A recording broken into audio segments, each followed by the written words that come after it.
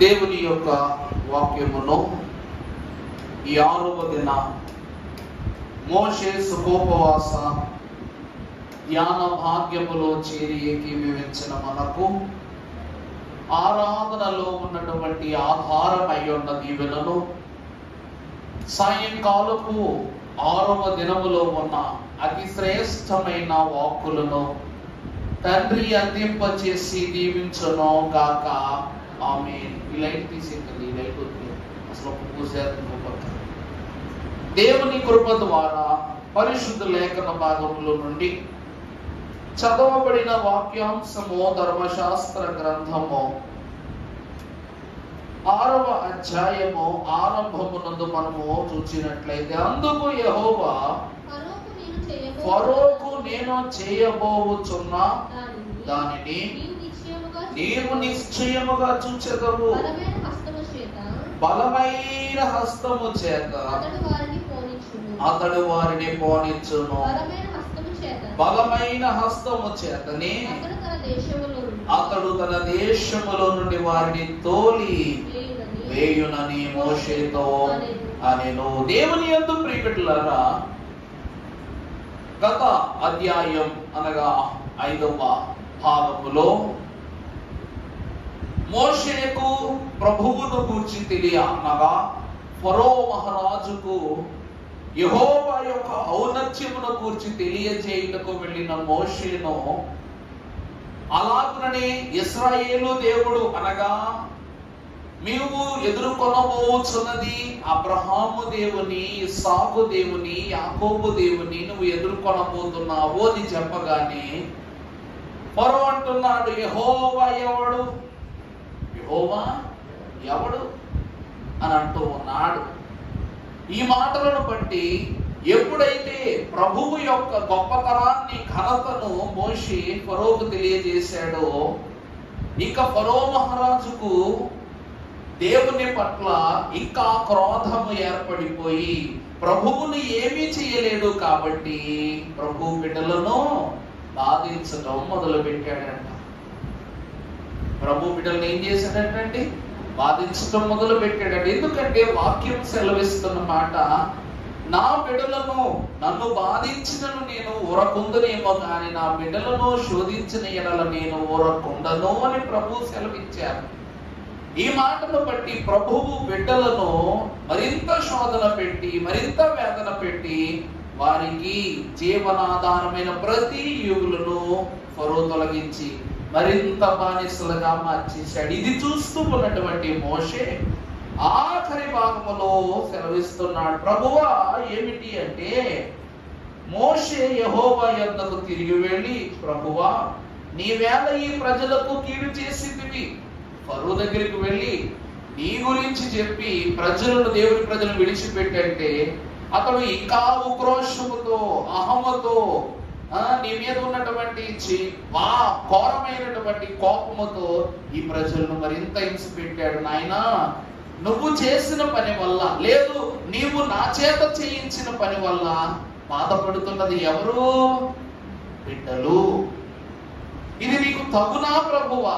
ఇది నీకు సమంజసమైనటువంటి పనేనా అని ప్రభువు యొద్దకు మోషే వెళ్ళి మాట్లాడుతున్నాడు. మాట్లాడుతూ మళ్ళీ ఏమన్నాడు తర్వాత, నీవేళ ఈ ప్రజలకు కీడు చేసితివి, నన్నేళ పంపితివి, నేను నీ పేరట మాట్లాడటము ఫరో యొద్దకు వచ్చినప్పటి నుండి. చూసారా, నీ పేరు చెప్పి ఎప్పుడైతే విషయాలు ఫరోకు చెప్పానో ఆ క్షణము మొదలుకొని వారిని ఏం చేస్తున్నాడంట, అతడు ఈ జనులకు కీడే చేయొచ్చు. ఇప్పటి వరకు కష్టమైతే పెట్టాడు కానీ కడుపు నిండా బువ్వా పెట్టేవాడు.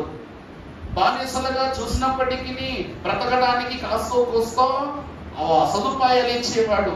ఇప్పుడు నీ పేరిట విడిచిపెట్టమని ఎప్పుడైతే చెప్పానో అప్పటి నుండి వీళ్ళందరికీ కీడే చేస్తున్నాడు తప్ప ఇంకా వారిని ప్రశాంతంగా బ్రతకనివ్వట్లేదు. ఇది నీకు తగునా అని ప్రభువును మోషే అన్నాడంట. మరి దీనికి ప్రభు ఏమని జవాబిస్తున్నారు తర్వాత అధ్యాయంలో, అందుకు యెహోవా ఫరోకు నేను చేయబోచున్న దానిని నీవు నిశ్చయముగా చూచెదవు, బలమైన హస్తము చేత అతడు వారిని పోనించును. అమలారా, బలమైన హస్తము చేత ఫరో తనంతట తాని దేవుని ప్రజలను పోనిస్తాడట. ఆ దేశములో నుండి వారిని తోలి వేస్తారట. ఎందుకంటే మరియు దేవుడు మోషేతో ఇట్లా నేనెవరను? యెహోవా. మోషే పొదలో నా వాక్కును నీకు తెలియజేసి పొద నడుమ నిలువబడి ఉండి కథ నడిపిన నాకు. దైవజనులు అన్నారు, ప్రభు అంట పొద వెనుక ఉండి మోషే ద్వారా కథ నడిపారట. ఇప్పుడు నేను ఎక్కడికి రాబోతున్నాను? కథలోనికే నేను రాబోతూ ఉన్నాను. ఎందుకంటే నేను ఎవరను? యెహోవాను. నువ్వు అంటున్నావు వారికి కీడే చేస్తున్నారు, నువ్వు అంటున్నావు. యెహోవా అనగా ఆయన రోషము గల దేవుడు, సర్వశక్తి గల దేవుడు. వాక్యములో మనము చూస్తే పరిశుద్ధ గ్రంథములోని పేతురు రాసిన మొదటి పత్రిక 5వ అధ్యాయము 6వ వచనము మనం ఒకసారి చదివితే తల్లి ఒకసారి చదవమ్మా. అమ్మా, దేవుడు తగిన సమయమునందు మిమ్మును హెచ్చించునట్లు ఆయన బలిష్టమైన చేతి కింద ఏమై ఉండాలి? మనము దీన మనస్కులై ఉండాలి. ఇప్పుడు ఫరో ఇనప పాదములతో ఇనప హస్తాలతో ఇశ్రాయేలు ప్రజలను ఒత్తిడి చేసి నలుగగొడుతున్నారని చూస్తున్నావు. కానీ ప్రభు ఏమంటున్నారంట? తగిన సమయము కొరకు నువ్వేం చేయాలి? వేచి ఉండాలి. ఎందుకంటే దేవుడు నేను యెహోవా, నా హస్తము ఏమై ఉన్నది? బలమైన హస్తము, శక్తి గల హస్తము. ప్రభు అంటున్నారు, ఏమని అంటున్నారు అంటే దేవుడు తగిన సమయమునందు మిమ్మల్ని హెచ్చించున్నట్లు ఆయన బలిష్టమైన చేతి కింద దీన మనస్కులయ్యుండుడి. ఆయన మిమ్మల్ని గూర్చి ఏం చేస్తున్నాడు? చింతించుచున్నాడు. కనుక మీ చింత యావత్తు ఆయన మీద వేయుడి. మోషే కీడు చేస్తున్నారు అని అంటున్నావయ్యా నువ్వు. నాకు ఇప్పటికీ అర్థం కాని విషయం ఏమిటంటే ఎవరు ఎవరికి కీడు చేస్తున్నారు? ఎవరికి కీడు చేస్తున్నారు? ఇశ్రాయేలు ప్రజలైన వారు పెరిగిపోతున్నారని చెప్పింది నువ్వే. వారు విస్తారమైన బలముతో ఆ దేశమంతటి యందు వ్యాప్తి చెందుతున్నారని చెప్తుంది నువ్వే. వారికి కష్టం వచ్చినా సరే, ఒత్తిడి కలిగినా సరే దానిని దాటుకుని జీవిస్తున్నారని చెప్పింది నువ్వే. అన్నీ చెప్పేది నువ్వే. మరి నా సమాధానం కూడా చెప్పనివ్వు అని ప్రభు అంటున్నారు. వారికి కీడు కీడు కీడు కీడు చేస్తున్నాడనే చెప్తున్నావు. కానీ ఆ కీడును, ఆ కాడిని ఎవరు మోస్తున్నారు? నేనే. నీ చింత యావత్తును ఎవరు మోస్తున్నారండి? ఆ బిడ్డలైనటువంటి వారు భౌతికముగా వేదన పొందుతున్నారు, కానీ అంతరంగముగా భారము మోయువాడను నేను. ఎందుకంటే నేనెవరను? యెహోవాను గనుక. సర్వ సృష్టికి నేను దేవుడనై ఉన్నాను. నన్ను గాక వేరొకరు రారు, వేరొకరు లేరు. ప్రభు ఎంత గొప్ప మాట చెప్తున్నాడో చూసారండి. మోషే నువ్వు అనుకుంటున్నట్లుగా భారము వారిది కాదు. ఎవరిది భారము? నాది. బరువు మోసేది నేను. ప్రభు ఎంత ప్రత్యేకంగా ఈ మాటలు సెలవిస్తున్నారంటే ఇంకొంచెం ముందుకు వెళితే ఫిలిప్పీ పత్రిక 4వ అధ్యాయము 4వ వచనం చదువుకుంటే దేనిని గూర్చి చదువమ్మా. దేనిని గూర్చి మీరు ఏం చేయవద్దు? 4:4 ఎల్లప్పుడూ ప్రభువును ఆనందించుడి. మీ సహనమును సకల జనులకు తెలియబడనీయుడి. ప్రభు సమీపముగా ఉన్నాడు. దేనిని గూర్చి చింతపడకుడి గాని ప్రతి విషయమును ప్రార్థనా విజ్ఞాపనముల చేత కృతజ్ఞతాపూర్వకముగా మీ విన్నపములు దేవునికి తెలియజేయు. అప్పుడు సమస్త జ్ఞానమునకు మించిన దేవుని సమాధానము యేసుక్రీస్తు ప్రభువు వలన మీ హృదయములకును మీ తలంపులకును ఏమయుండును? కావలియుండును. ఈ దినమున దేవుని యొక్క ప్రియబిడ్డల దైవజనులు ఈ అంశానికి ఒక గొప్ప మాట పేరు పెట్టారంట. ప్రభువు పొదలో ఉండి కథ నడిపారంట. పొదలో ఉండి నడిపారంటండి. ఇశ్రాయేలీల కథ నడిపారంట. ఈ పొదను చూడగానే ఆశ్చర్యం కలుగుతుంది అందరికీ. ఏమిటి ఆశ్చర్యం అంటే పొద అయితే కాలుతుంది, కానీ ఆ పొద మాత్రము ఏమి కావట్లేదట, దహనము కావటము లేదట. నిండైనటువంటి మండుచున్న పొదగా అగ్ని జ్వాలలతో ఆ పొద రగులుతున్నది, కానీ దాని ఆకులు ఏమి కావటము లేదు, దహనము కావటము లేదు. అనగా ఇశ్రాయేలు ప్రజలైనటువంటి వారు పచ్చటి చీలుల వలె ఉన్నారు. వారి చుట్టూ శ్రమలు కమ్ముకున్న, శ్రమలను అగ్ని కమ్ముకున్నది, కానీ వారు ఏం కావటం లేదు, అగ్నికి కాలటంలా. ఎందుకంటే దేవుడు ఎవరంట, దహించు అగ్ని. ప్రభు ఎవరంటండి, దహించు అగ్ని. నన్ను దాటి ఏ శ్రమైనా, ఏ శోధనైనా, ఏ వేదనైనా నన్ను కాక దాటి వారి మీదకు వెళ్ళగలదా? అందుకే అయ్యగారు కూడా రాశారు, కీడు చేస్తున్నాడు, కీడు చేస్తున్నాడు, కీడు చేస్తున్నాడు అంటున్నావే, కీడు కేవలముగా కీడంచు భావించి కిన్నోడనై పోదువా. ఆ కీడు చాటున ప్రభువు క్రీస్తు దాచిన మేలు చూడకుండగా నుందువా. ఆ కీడు చాటున ప్రభువు క్రీస్తు దాచిన మేలు చూడకుండగా నుందువా. దేవుని ప్రియమిత్రులారా, మోషే కీడు కీడు కీడు అని అంటుంటే, కీడు కేవలము కీడించుగా భావించి ఎందుకు నువ్వేమైపోతున్నావు, కీడు అయిపోతున్నావు మోషే. ఆ కీడు చాటున ప్రభువునైనా నేను దాచిన మీలును చూడకుండానే నువ్వు వెళ్ళిపోతావు అని ప్రభువు గద్దింపునిస్తున్నారంట మోషే. ఏమంటే నాయకుడు బలంగా ఉండాలి. ఎప్పుడు నాయకుడు బలంగా ఉంటేనే సైన్యం కూడా బలంగా ఉంటది. ఇక్కడ మోషే దేవుడు ఏర్పరచుకున్న నాయకుడు.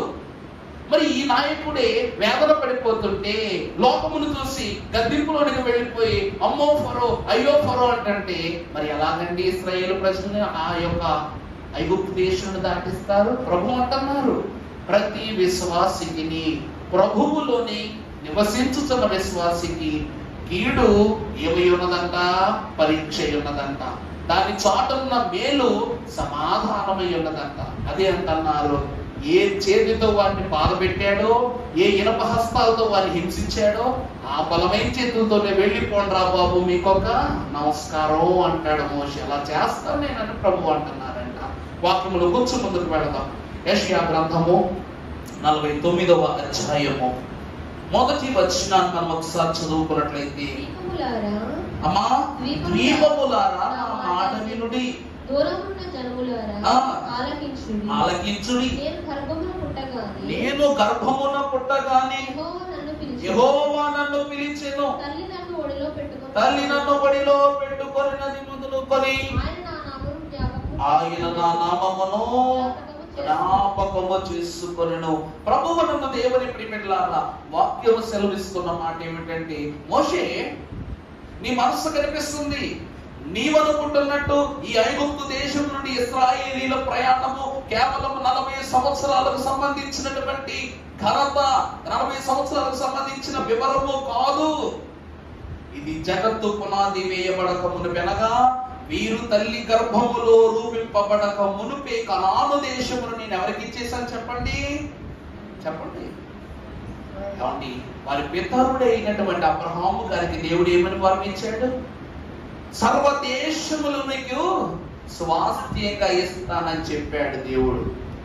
ఇస్సాకు మహాభక్తునికి ఆకాశ నక్షత్రాలుగాను భూమి ఇసుక రేణువులుగాను విస్తరింపజేస్తానన్నాడు దేవుడు. మరి ఇంత ప్రత్యేకమైన దీవెనలు దేవుడు ఇచ్చాడంటే, ఇశ్రాయేలు జనాంగము గర్భములో పడకముందే దేవుడు ఏమని నిర్ణయం చేశాడంట? పేరు పెట్టి పిలుచుకున్నాడంట.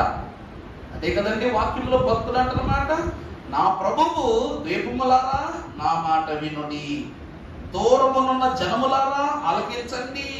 ఏమని?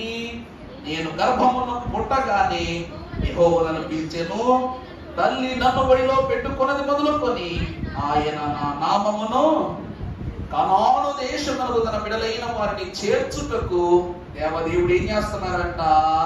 వారి గర్భఫలం అనుగ్రహముగా మారినది మొదలుకొని పేరు పెట్టుకుని వారిని పిలుచుకున్నారంట. వారు 430 సంవత్సరాల నుంచి ఐగుప్తులో అనుభవిస్తున్న బానిసత్వం ప్రభువు లెక్క కాదు. వారు గర్భములు పడినది మొదలుకొని వారి భారమంతా ప్రభువు మోస్తున్నాడు, వారి శోధనంతా ప్రభువు భరిస్తున్నాడు. అది చెప్తున్నాడు మోషేకు, నువ్వు ఇప్పుడు పెడతన్న కీడును చూడొద్దు, వారి గర్భములు పడక ముందు నుంచి వారి కీడుని నేనేం చేస్తానా, మోస్తున్నాను. వారి కీడును గురించి నేను వేదన పడుతున్నాను. ఆ కీడు చాట దాచిన మేలును వారికి ఇవ్వటానికి నేను తప్పిస్తున్నానని ప్రభువు సెలవిస్తున్నారు. యేసుక్రీస్తు ప్రభు కూడా అంతే, రాకడయ్యా రాకడయ్యా రాకడయ్యా, ఎప్పుడయ్యా? ఓ మాట ఉంటుంది, ఏసయ్యా ఓ ఏసయ్యా ఎప్పుడయ్యా అని రాకడ. అంటే విశ్వాసం ఏం చేస్తున్నాడంటే, నేను ఇంక ఈ లోకంలో ఇవ్వలేకపోతున్నానయ్యా, బ్రతకలేకపోతున్నాను ప్రభువా, ఈ లోకము యొక్క వేదనకు నేను ఇవ్వలేకపోతున్నాను కనుక నీ రాకడలో నన్ను తొందరగా ఆయుక్తం తీసుకెళ్ళిపో అని పాడుతున్నాడంట. మరి ఎప్పుడయ్యా రాకడ అంటున్నావే? ప్రభువు రాకడలో నిన్ను కొనిపోవుటకు ఏనాడో నిర్ణయం తీసుకున్నారు, కానీ ఆ నిర్ణయము చొప్పున మనము జీవిస్తున్నామా? ఆ నిర్ణయము చొప్పున ప్రభు పిలుపుకు మనము తిరిగి చూస్తున్నావా? అయ్యగారు దేవారాజపుత్రులమై తేజరిల్లుదు అనేటువంటి కీర్తనలో, యేసో ప్రభువు నిన్ను చూచి రమ్మనొచ్చున్నాడు, నీవు రాక వెనుక తిరిగి చూచుచున్నాడు, చూచుచున్నాడు, చూచుచున్నాడు. దేవారాజా పుత్రులమై తేజరిల్లుదాము. ప్రభువు ఏం చేస్తున్నారంట? యేసు ప్రభువు నిన్ను చూసి రమ్మంటున్నాడు. నువ్వు రాకపోగా నీ కొరకు వెనుకకు తిరిగి ఏం చేస్తున్నాడంట? చూస్తూనే ఉన్నాడంట. నా బిడ్డలు నా వైపు వస్తారు, నా బిడ్డలు నా వైపు వస్తారు అని. తండ్రి చేస్తున్న పని కూడా అదే, తండ్రి చేస్తున్న పని కూడా అదే. ఇశ్రాయేలు సైన్యమునకు ముందు నడిచిన దైవమా అని పాడుకుంటాం. ముందు ప్రభువు నడుస్తున్నారు కాబట్టి ప్రభువు చూస్తూ మనం ఏం చేస్తున్నాం? నడుస్తూ వెళ్ళిపోతున్నాం. నువ్వు కీడనుకుంటున్నావంటే ఇంకా ఈ లోకములో ఎంతో కీడుగా ఉంది. ఆ భారం భరించవలసినటువంటి జనాంగముగా కూడా నీ బిడ్డలు తయారవ్వాలి. ఇది కీడనుకోవద్దని మోషే చెప్తున్నాడు ప్రభు. తర్వాత మనము చూస్తే నిర్గమాకాండం తర్వాత వచ్చి చదువమ్మ 6:2. మరియు దేవుడు ఏమని? నేను యెహోవాను. నేను ఎవరనండి? సర్వశక్తి గల దేవుడను. చాలా బాగుంది. నేను ఎవరునో యెహోవాను, నేనే సర్వశక్తి గల దేవుడను. అంటే సర్వముపై నాకు అధికారం అన్నది. అందుకే ఈ గారి కీర్తనలో రాశారు, సర్వంబోలో నీవు సర్వమయ్యున్నావో నిర్వహించితివి నా నిఖిల కార్యములో, నిర్వహించితివి నా నిఖిల కార్యములో. సర్వశక్తి గల దేవుడు అనగా మనకు కలిగిన దానిపైనను కలగని దానిపైనను ఉన్న దానిపైనను లేని దానిపైన అన్నిటిపైనను ప్రభుకి ఏమి గలదు? అధికారము గలదు. ఆయనే చేయువాడు, ఆయనే చేర్చువాడు, ఆయనే నడిపించువాడు, ఆయనే బలపరచువాడు, ఆయనే కూల్చువాడు, ఆయనే నిర్మించువాడు. సర్వము ఆయనే. అలాంటి ప్రభువు అబ్రాహామును అబ్రహాముగా మార్చింది ఆయనే. అంతే కదండి.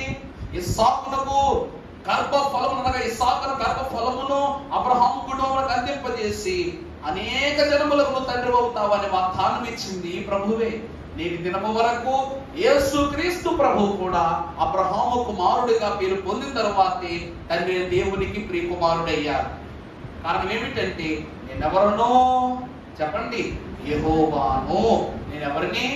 యెహోవాను. సర్వశక్తి గల దేవుడు. ప్రభువుకు చాలా శక్తి ఉందంట. ఎంత శక్తి ఉందంటే సాతాను జయించడమే కాదంట, సాతాను పాతాళములో వేయటమే కాదంట, ఎట్టి పని అయినను నేను చేయగలను అని చెప్తున్నాను. ఏం పనులు ప్రభు చేయగలరో వాక్యంలో చూద్దాం. యిర్మీయా గ్రంథం 32వ అధ్యాయము 27వ వచనం చదువమ్మా. నేను యెహోవాను, అది సర్వశక్తి గల దేవుడు అని ఆ పాఠములో ఉంది. ఇక్కడ ఏమని రాయబడి ఉంది? సర్వ శరీరులకు నేను దేవుడినై ఉన్నాను, నాకు అసాధ్యమైనది ఏది అయినను ఉండునా. ఇది ఉండునా అని అడుగుతున్నారంటే నేను చెయ్యలేను అని నువ్వు రుజువు చేయగలవా అని ప్రభు ప్రశ్నేస్తున్నారు. నేను చేయలేనిది ఏదైనా ఉన్నదా? నువ్వు నేను చేయలేదు ఏమైనా ఉంటే చూపించగలవా అని అడుగుతున్నారట. ఈ మాట యిర్మీయాకే ఎందుకు దేవుడు రాశాడు తెలుసా? యిర్మీయా అంత ఏడుపు ఎవరు ఏడలేదు బైబిల్లో. వాక్య గ్రంథములో యిర్మీయా అంతటి కన్నీరు ఎవ్వరు పెట్టుకోలేదట. కారణం ఏమిటంటే ప్రియబిడ్డలారా, యిర్మీయాను విలాపించు ప్రవక్త అని వాక్యం పిలుస్తూ ఉంది. అందుకే విలాప వాక్యముల గ్రంథం 6 అధ్యాయాలే కానీ ఆ పుస్తకం చదివితే చాలు ఎంత బోరున ఏడుపు వచ్చేస్తుంది. ఎందుకంటే తను పుట్టినది మొదలుకొని తన ప్రవక్త గమనం వరకు బబులోను చెరలో కూడా అతడు వేదనలనే చవి చూచాడట. ప్రపంచమంతటిలో బైబిల్ గ్రంథం అంతటిలోనూ ప్రాముఖ్యముగా ఎన్నో మరణాలను, వేదనలను అనుభవపూర్వకముగా రుచి చూచిన వ్యక్తి ఎవరు అనగా యిర్మీయానే. అందుకే యిర్మీయా ఎవరట? పాత నిబంధనలు ప్రభువు కొరకు ప్రసవ వేదన పుడుతూ తన రక్తములు కన్నీరుగా మార్చి ప్రభు ఎదుట విజ్ఞాపన చేసిన ప్రవక్త. ఈ ప్రవక్త అయ్యున్న యిర్మీయాకు ప్రభు ఏమని సెలవిస్తున్నారు? నేను యెహోవాను, సర్వ శరీరులకు నేను ఏమై ఉన్నాను? దేవుడినై ఉన్న, నాకు అసాధ్యమైనది ఏదైనాను ఉన్నదా? కావున యెహోవా ఈ మాట సెలవిచ్చి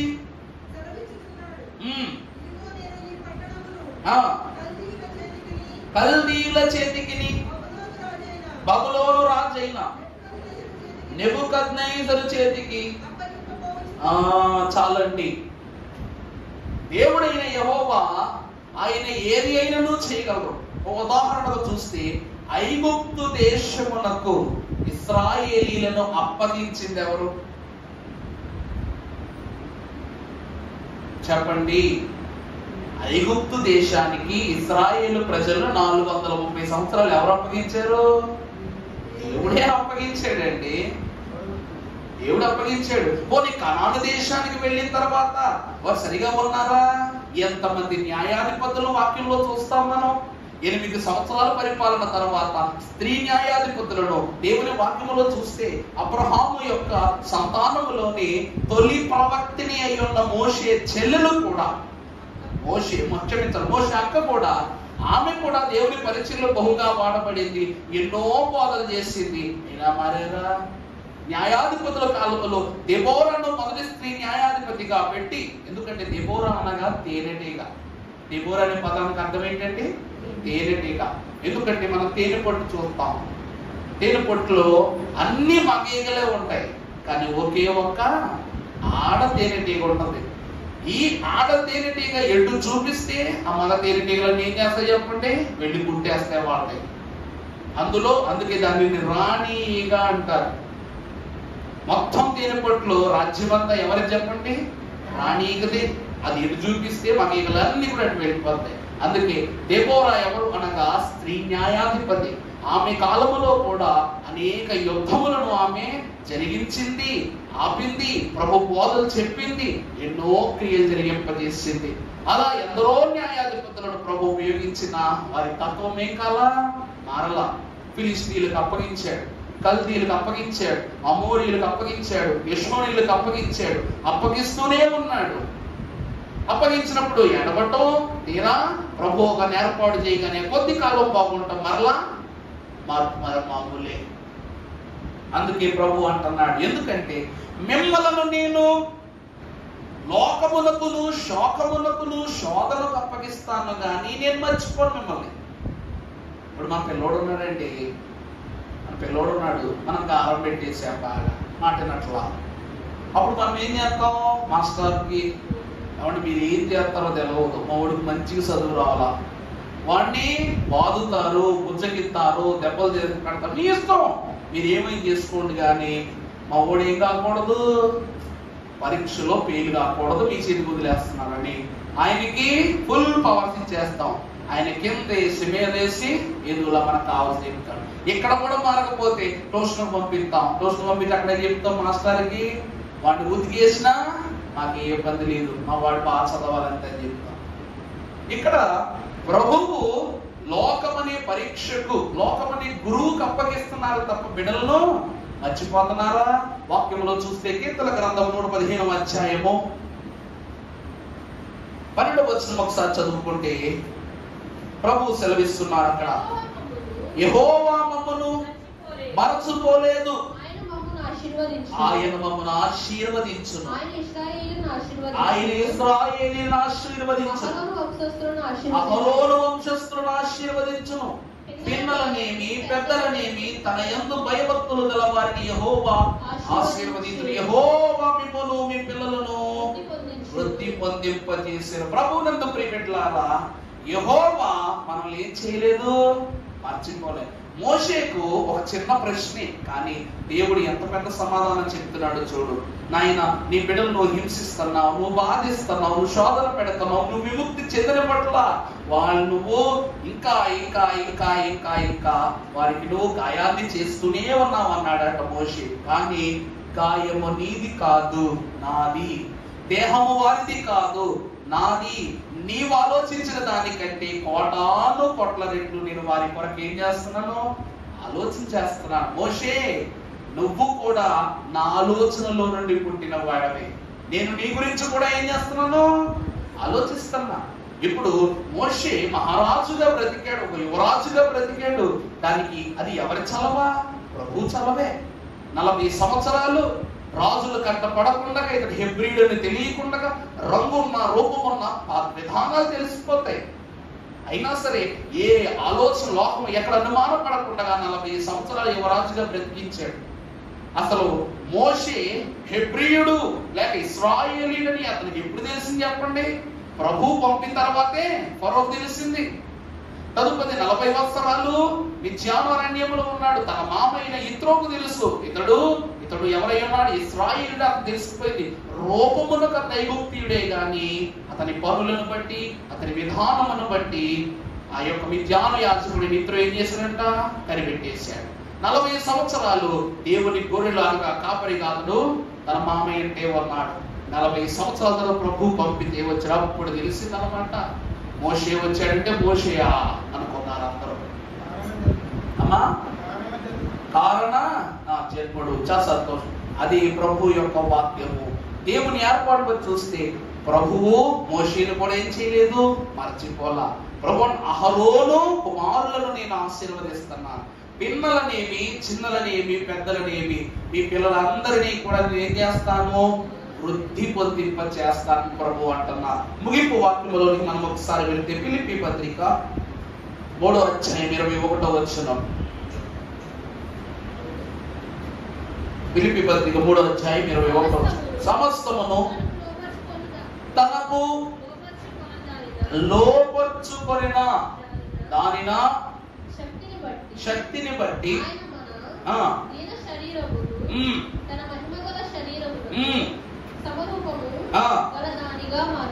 దేవుని ప్రియమిట్లారా, ఇందాక ఏమని చూశారు, నేను సర్వశక్తి గల దేవుడు అంతే కదండి ప్రభు అన్నారు. ఎంత సర్వశక్తి గల దేవుడు అంటే, మొదట సర్వ శరీరులకును నేనేమై ఉన్నాను, దేవుడును. అనగా ఆయన శక్తి సర్వ శరీరులను కాపాడే శక్తి. రెండవది సమస్తమును లోపరుచుకునే శక్తి. రెండో శక్తి ఏమిటండి, సమస్తమును ఏం చేసేది, లోపరుచుకును. దైవజనులు పాటలో రాశారు, లోకమంతయును ఉయ్యాలో లోపరుచుకొనవలయును. ఛాయ్ గుర్తురాట్లా, అదే దేవలోకం అంటే లోకం పదం పేరు చరణం పేరులేండి. లోకమంతయును లోపరచుకొనవలయును అనే ఒక చరణం ఉంటుంది. యేసు ప్రభువా మా హిత బోధకుంటా, అంతే కదండి. యేసు ప్రభువు హితబోధకు ఉన్నటువంటి ఆ చరణంలో లోకమంతయును లోపరచుకొనవలెను ప్రియులారా అన్నది అర్థమైందండి. లోకమంతయును ప్రియులారా లోపరచుకొనవలెను మెలకువగా ఉండండి ప్రియులారా. క్షమించాలి, దేవుడు క్షమించాలి. మెలకువగా ఉండండి ప్రియులారా. కీర్తనలు ఏమన్నది? లోకమంతయును ఓ ప్రియులారా మనం ఏం చేయాలి? లోపరచుకొనవలెను ప్రియులారా. మెలకువగా ఉండండి ప్రియులారా, మీ మీద కీడున్నది. ప్రభువు అంటున్నారు, సమస్తము మీద నాకు అధికారము కలదు. ప్రభువుకు సమస్తము పైన ఏమున్నదంట? అధికారం ఉన్నదంట. ఆయన సర్వశక్తి గల దేవుడు కాబట్టి. మరో మాట కూడా ఎఫెసీ పత్రికలోనే ప్రభువు రాయించారు. ఒకసారి చూద్దాం. 6వ అధ్యాయం 10వ వచనం చూస్తే ప్రభువు మహాశక్తిని గురించి అక్కడ కనపరుస్తున్నారు. అమ్మా మహాశక్తిని బట్టి తుదకు ప్రభువు యొక్క మహాశక్తిని బట్టి ఆయనందు బలవంతులై ఉండుడి. మూడవది ఏమిటి అనగా మహాశక్తి. మూడవది ఏమిటండి? ఈ శక్తి మనల్ని ఏం చేస్తూ ఉందంట? బలవంతులను చేస్తుందంట. వాక్యంలో చూస్తాం, ఆయన బలవంతుడైన దేవుడు, నిత్యుడగు తండ్రి అని ప్రభువు యొక్క క్రిస్మస్ కాలములో ఉన్నటువంటి జన్మ వర్తమానములలో ప్రవచనాల్లో మనం చూస్తాం. దేవుని ఎందుకు ప్రియపెట్టలారా, మోషే దేవుని యొక్క ఇశ్రాయేలు యొక్క ప్రయాణములో కేవలం ఒక నీటి బొట్టు మాత్రమే. ప్రభువు యొక్క ఆత్మీయ బలాన్ని అందుకొనడానికి సిద్ధపడిన మోషేకు దేవుడు తన క్రమాలను ఏం చేస్తూ ఉన్నాడు? బోధింప చేస్తున్నాడంట. ఇప్పుడు నా శక్తిని నేను చూపిస్తానని చెబుతూ ఇశ్రాయేలు ప్రజలైనటువంటి వారికి మోషేకును కళ్ళు చెదిరిపోయే రీతిగా ఈ అధ్యాయము మొదలుకొని 10 తెగుళ్ళ యొక్క ప్రభావాన్ని దేవుడు చూపించాడు. ఇప్పుడు నువ్వు ఫరోను బ్రతిమలాడనక్కర్లేదు, ఇశ్రాయేలీల దగ్గరికి వెళ్ళి వాళ్ళ యొక్క వేదన గురించి చింతించనక్కర్లేదు. ఇప్పుడు నువ్వు ఊరకనే నిలబడి ఉండు. నేనేం చేస్తాను? నువ్వు ఏ విషయాల గురించి మాట్లాడుతున్నావో ఆ విషయాలకు నేనే సమాధానం చెప్తానని చెబుతూ ప్రభు అన్నారంట, ఎన్నో అద్భుతములు యేసును స్వయముగా అక్కడ యేసుని తీసి దేవుని పెట్టుకున్నా చాలు. దేవుడే స్వయముగా చేయుతూ సున్నా చుట్టూను వ్యతిరేక్తములను చూసుకొనుము నా శక్తి. ఇప్పుడు మోషే ద్వారానే దేవుని శక్తిని ప్రదర్శించడం ప్రారంభించాడు. ఇప్పుడు లోకమంతయు కూడా మోషే కర్ర మాట వింటది. ఎందుకంటే మోషే దేవుని మాట వింటున్నాడు కాబట్టి. సమస్త జంతువులు, పురుగులు, పక్షులు, భూమి, నీరు, నిప్పు, ఆకాశము అన్నీ కూడా మోషే ఏం చేసుకుంటాడట? లోకమంతయును ప్రియులారా ఏం చేయవలెను? లోపరచుకొనవలెను. ఇప్పుడంతా ఎవరి చేతిలోకి వచ్చేసింది చెప్పండి? మోషే చేతిలోకి వచ్చేసింది. దైవజనులు దేవదాస్ గారు అన్నారు, అయ్యగారండి పట్టు కలిగి ప్రార్థన చేస్తే ఎంతసేపటిలో నెరవేర్పు చూడొచ్చు అని అడిగారంట. దేవదాస్ గారిని ఏమని అడిగారండి? వేదల గృహంలో అడిగారంటే ఈ మాట మా క్లాసులో చెప్పారు అయ్యగారండి పట్టు కలిగి ప్రార్థన చేస్తే ఎప్పటికి నెరవేర్పు కలుగుద్దంటే నీకు పట్టు కుదిరినప్పుడు కలుగుద్ది అన్నారంట అయ్యగారు. పట్టుదలగా ప్రార్థన చేసే వ్యక్తి ఎప్పుడు నెరవేరిపోతుందంట? నువ్వు పట్టుదలగా చేసే ప్రార్థన మీద నీకు ఎప్పుడు పట్టు కుదురుద్దో అప్పుడు దీవులు వస్తున్నారు, అప్పుడు నెరవేరిపోతున్నారంట. అది ఎలాగంటే నన్ను అడుగుతావే ప్రభువుని అడుగు అన్నారంట. అంటే ఎప్పుడు నీకు పట్టు కుదురుద్దు అప్పటి వరకు ప్రభువును పట్టుకునే ఉండాలి. నువ్వు ప్రభువు నీ వైపు చూసేంత వరకు, నీతో మాట్లాడేంత వరకు, నీ మనవిని వినేంత వరకు కూడా నువ్వేం చేయాలి చెప్పండి? పట్టుకునే ఉండాలి. ఇశ్రాయేలు ప్రజలను ప్రభు ఏమని చెప్పాడు తెలుసా? నన్ను పట్టుకుని ఉండమని చెప్పారు. అర్థమవుతుందా అండి? దేవుడిని మోషే పట్టుకున్నాడు, ఇశ్రాయేలు ప్రజలు దేవుడిని బట్టి మోషేని పట్టుకున్నారు. ఇప్పుడు లోకములో ఉన్న ప్రతి శోధన కూడా ఇశ్రాయేలీలను విడిచిపెట్టి ఎవరిని పట్టుకోబోతున్నాయంట? ఫరోను, ఐగుప్తు దేశం అంతటిని పట్టుకోబోతున్నాం. తెగులు అంటే ఏంటో కాదండి, తెగులు అంటే ఏమిటో కాదు. మన జీవితంలో దేవునిని విడిచిపెట్టడంతోనే తెగుళ్ళు మొదలవుతాయి. దేవుణ్ణి కాదనుకోవడంతోనే నిరాశలు మొదలవుతాయి. ఎప్పుడైతే దేవుని బలాన్ని చూపించడానికి తెగుళ్ళు వారి మీదకి వచ్చాయో వారికి కావలసిన దానిని అంతటినీ కూడా నిర్మూలన చేశాడు దేవుడు. అందుకే దేవునికి, మోషేకు, ఇశ్రాయేలు ప్రజలకు పట్టు కుదురుతుంది. ఇక ఐగుప్తు దేశం యొక్క పట్టు ఇశ్రాయేలు ప్రజల మీద ఏమైపోతుందంట?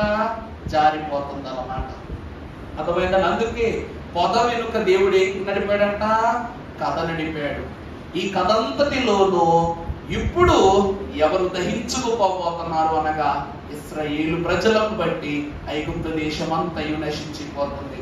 ప్రభువు మనకు కూడా ఆ రీతిగానే తోడై ఉంటారు. ఉదయమున 5 తంత్రాలను ప్రభువు లయపరిచాడు సాతాను.